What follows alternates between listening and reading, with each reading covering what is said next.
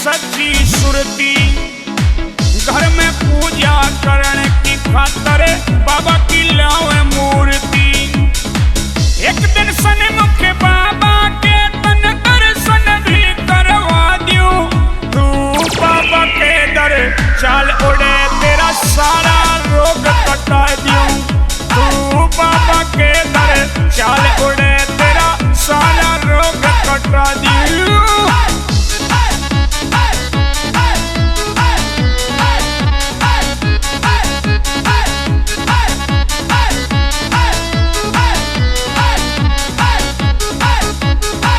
राजी होके चाल मेरे संग, फायदा नहीं लड़ाई में। सुबह शाम हम करें आरती, लाके सच्ची सुरती। जो जो भेंट चढ़े बाबा के, सब सौदा में ला दूं। तू बाबा के दर चाल उड़े तेरा सारा रोग कटा दूं।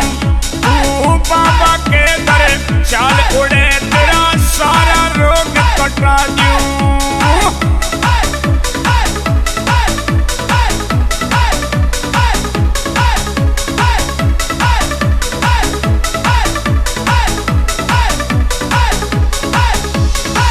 कुछ तो मन तू डांट लिए, कुछ बाबा करे सहाई। उसके दर पे तेरे रोग की मिल जा खास दवाई। सुशील कारा मिल जा तो तेरे प्यार भजन लिखवा दूं। तू बाबा के दर चाल उड़े तेरा सारा रोग कटा दूं। तू बाबा के दर चाल उड़े